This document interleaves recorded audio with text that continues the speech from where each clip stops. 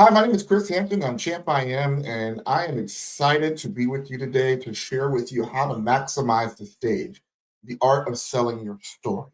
When it comes to selling, there's some things that most speakers have, and I realize that we have some apprehension when it comes to the word quote unquote selling. When you understand that selling is a service, number one, it's a service. You are serving your client with the information. You are empowering them to be able to take their life to the next level, and you're sharing the cost with that. Yes, there's a cost to that. There's a cost for you learning what you're learning that you're about to give and what you're about to share. Yes. So when it comes to sharing and selling, understand that the apprehension should leave you when you understand that you are doing what's best for your client by educating them and being an advocate for them. So don't be afraid of the word selling. The other thing about selling is that we all sell in some form or fashion. If you're a teacher, you're selling the first 5 minutes before you get in front of that classroom to share whether or not you are the expert that they should be listening to. If students aren't listening to you, you haven't really sold yourself off as a teacher, right? When you're going for that job interview, you are selling your goods and your services to your employer, and you're agreeing on what your services are worth, right? So whether you realize or not, you are selling. Um, and what I want you to do in this session is to be able to understand the process of a sale. That it's a natural process of walking and guiding your client naturally. And I want you to sell without feeling like you're selling, right? So when you're selling without selling, is that you're not trying to pitch someone throughout your story. You're telling the story and you're marrying your presentation with your story. And the end result is a call to action. It's like telling the story and that has a moral to it. At the end, you always say, well, the moral to the story was, right? So the natural call to action that you're going to have to the end of your story is going to feel natural. What a lot of speakers do, and I see this a lot, is when they get to the end of their presentation, after they share their story, after they share some nuggets of power, they're okay, guys, here's my offer, not realizing that when you do that, you just reset the room. You literally just reset the room. They were listening to you, they were tuned into you, and then you said, all right, here's my offer. You snapped them out of the conscious of listening to your story to now, oh, I'm being sold.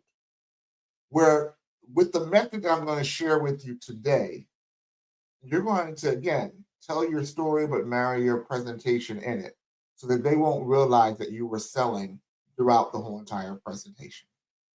So let's talk about the presentation and the elements of what should be. So I'm going to do some basic speaker 101 for you. When you're talking about maximizing the stage, we know and we focus a lot of our attention on commanding the stage, owning that space that you're in, and letting them know that you have an authentic message and you're doing that. And we win in that category. And then connecting with your audience, right? We know the importance of making sure that you are guiding your audience to a natural journey, a natural progression in it that takes you connecting with them, making sure that they are along, not just in the ride, not just in the car with you, but they're participating with you. You are making a connection with that audience mentally, physically, spiritually. You have all those components, and we mastered that, right? But then when it talks about crafting your narrative with the end result of a strong call to action, that's where I want to work on, because that's where you're going to marry your message with your presentation. You need to have a strong message, but you need to also blend that presentation in.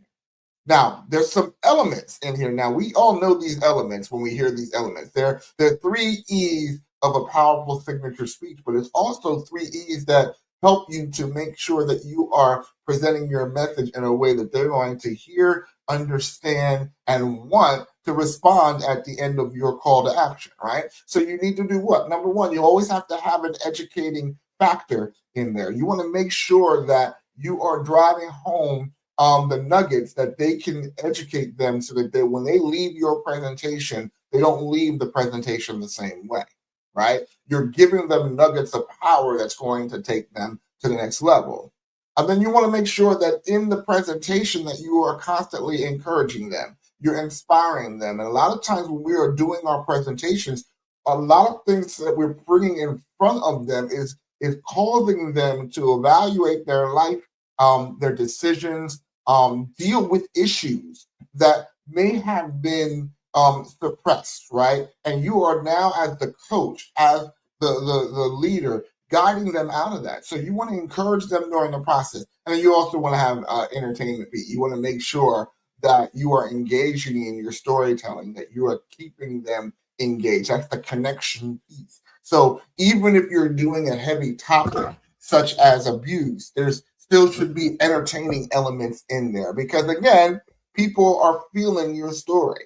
They're feeling it. You want to make sure that they are feeling good even when there's a painful situation.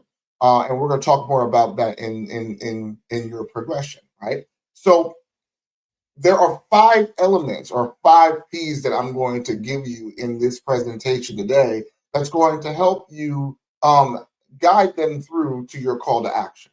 Okay? So it's very important. 5 P's, 5 halfway points that you're doing. So I want you to understand when you're on the stage, you are the guide. You are the park ranger. You are taking them on this hike, right? And imagine you're taking them on the hike, and in this hike, you know that there are many obstacles on this course. Why? Because you've been through this course before. You've told this story. You've lived this story. You know the obstacles that they're going to face from the beginning to the end. The obstacles don't change, right? You know those points. We want you to remember that while you're always while you're always telling the story, you're always in control and you always know where you're taking them to. So because you know you're taking them somewhere, you're able to guide them through those emotional parts. So let's talk about the 5 P's. Okay? The 5 P's of your presentation in the secrets of you selling, marrying your story with your presentation. Okay. The first part is the purpose part.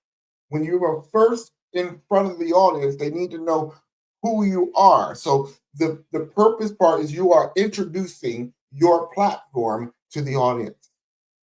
And in your introduction, you want to make sure that you're giving them a clear understanding of what you do and what you represent.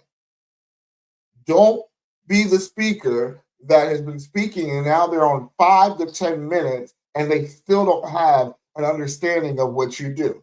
They need to know the clear sense of purpose that the reason why they are even listening to you is because you are going to take them from point A to point B.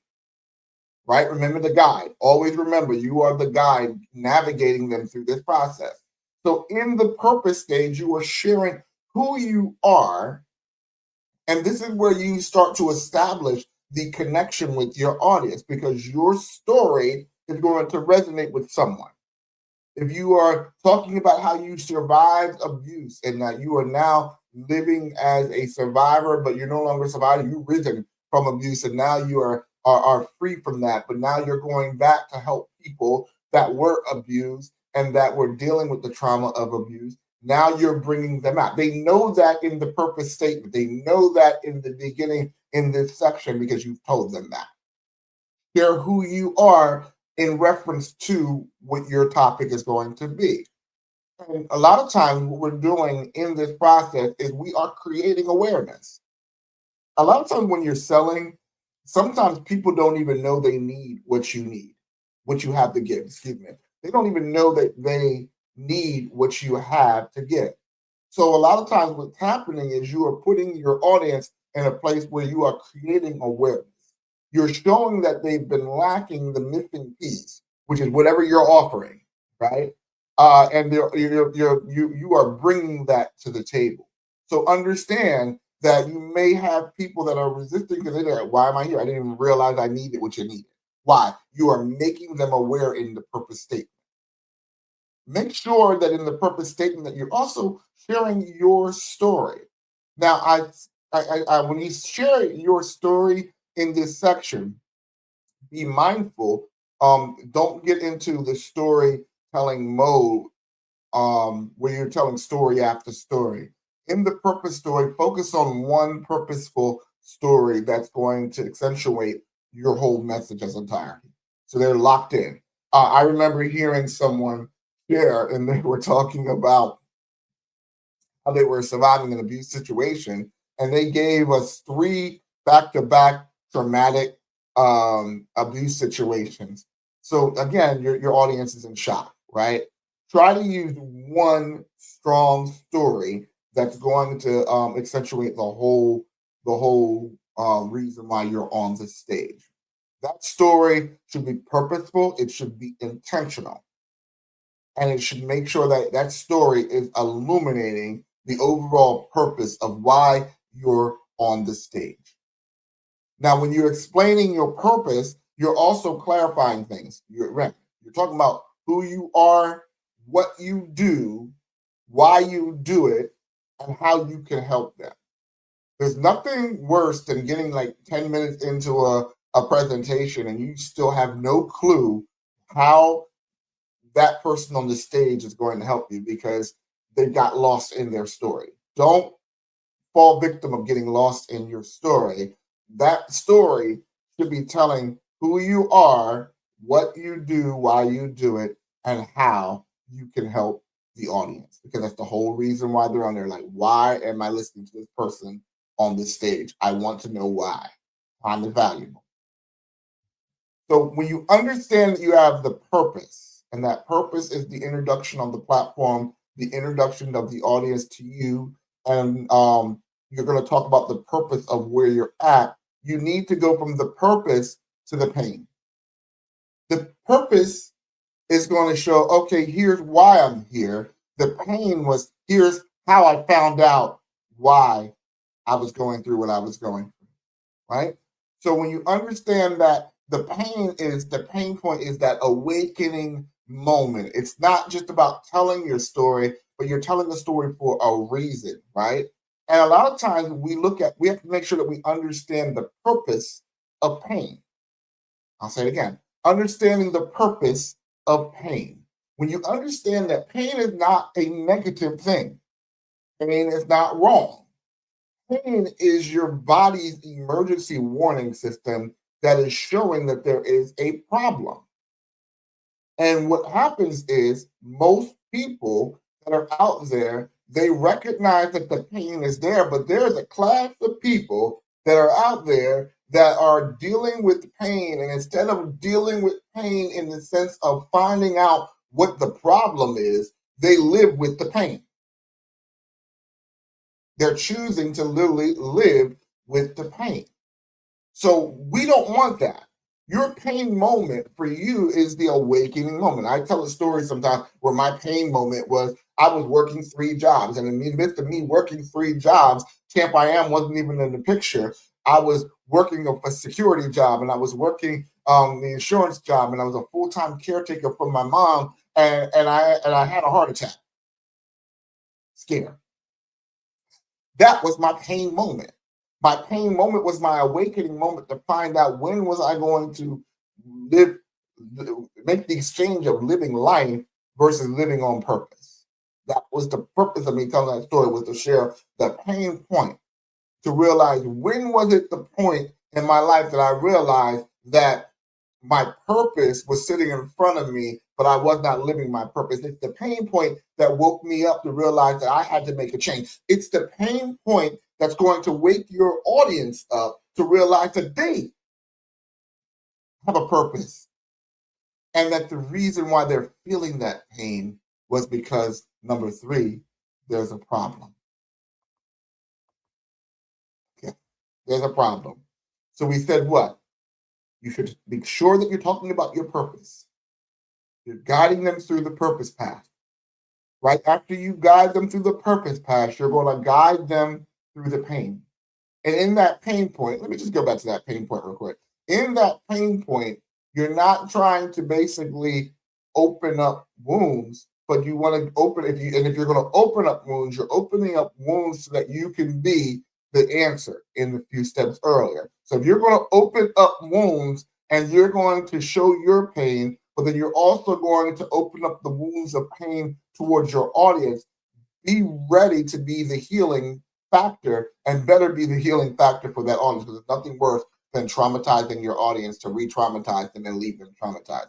Make sure that if you're going to open up that your pain moment, it's going to show where the pain in your eyes illuminated your purpose, but it also illuminated what the problem was because it pointed to that problem. Make sure that you are in your presentation giving some healing during the presentation to the pain that you're about to walk through and walk them through.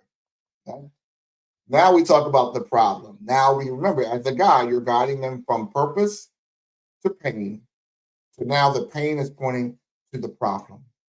Now, the important thing about the problem is a lot of people don't realize that they have a problem is because they don't know how to identify.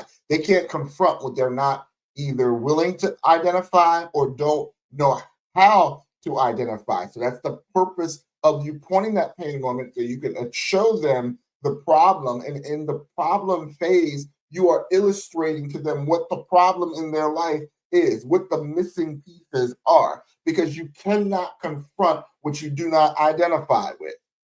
That's a very a point. You cannot confront what you don't identify. So your purpose of showing the problem and illustrating the problem is so that they can identify the problem so that they can be willing to deal with it.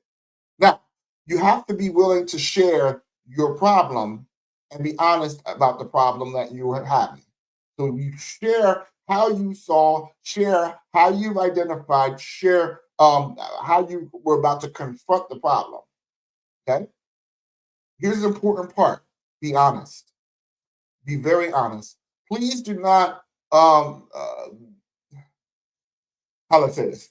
Don't put yourself in a position that you are trying to heal someone and you're not healed yourself.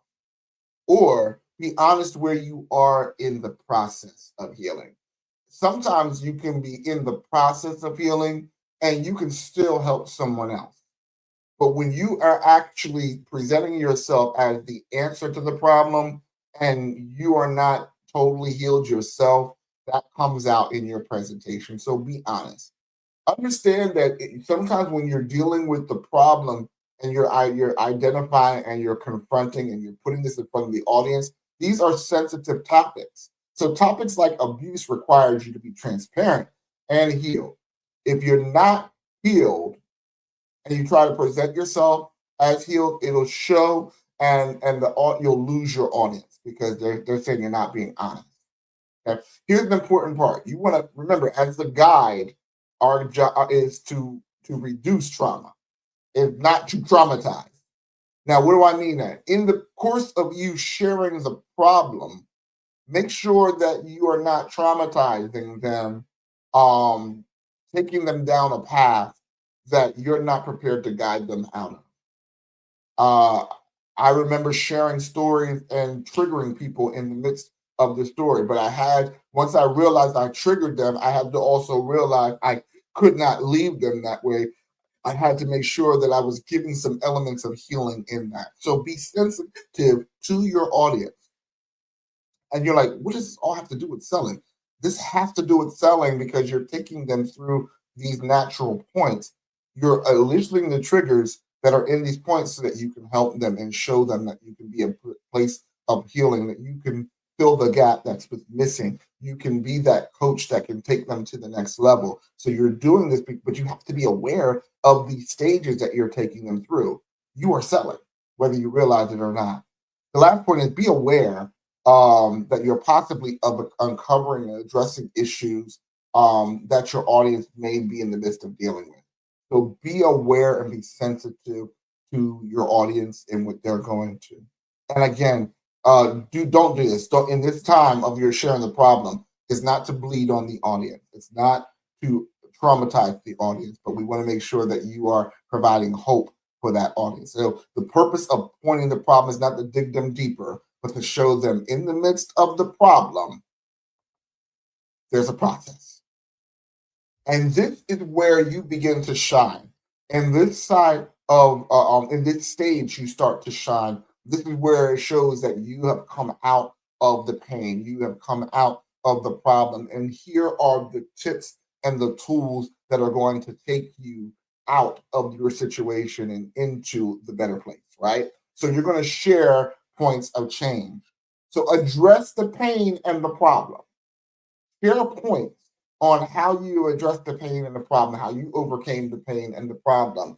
Don't tell it all on this story because again, the purpose of you being on the stage is to get to create awareness, but you want them to be able to come to your master product in the end, your call to action in the end. And if you give everything up front, what are you going to have to give in the end? So give them maybe 3 points on how to address the pain and the problem. But remember, you want to still leave them wanting in the situation that there's more. Okay. Make sure that you are providing value. Don't gloss over and give weak processing points. Give them meat. Give them something that they can eat off of that they can chew on. Right. Bring the value. Show that you are the expert in this tape. This is where you shine. Most of your time should be here. If you were doing a 10-minute speech, I would probably take 2 minutes to talk about the purpose, another 2 minutes to talk about the pain, spend 3, 4 minutes talking about the process. So a minute for each of those points. And what you also want to do is during this stage, number three, is when you're in this stage, you're demonstrating the credibility. You're demonstrating your knowledge. You're demonstrating that you know what you're talking about. Make sure that you're giving clear points. And that, again, you're preparing them to take action. So we said what? We said number one, you're doing what? The problem. The purpose. Make sure that you're clear in your purpose. Number two, you're guiding them to the pain point, right? The ouch, the awakening moment, the moment that you woke up. Number three is the problem. You found that the pain accentuated a problem that now you can focus on what that problem is. And then the process, right, is sharing those points of change that's going to take them to the next level, okay, and make them better, right? The whole point of this is to make them better. Lastly, after you lead them out of the process, you've got them excited because you've given them hope that the rough situation that they're in, there is a better place, and that you're able to lead them to that better place. Now you show them through the process the payoff. How is their life better from hearing you speak today? Have you given them awareness, and not only awareness, have you equipped them with tools that are going to take them out of their situation and into the next best situation?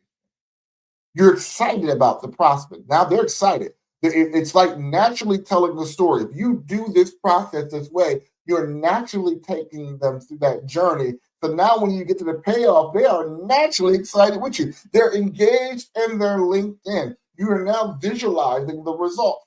You have created a picture of what their new life is going to be with excitement, and now they're longing for it. And now they are saying to you, what's the next step? What's the next step? Not, okay, here's my product.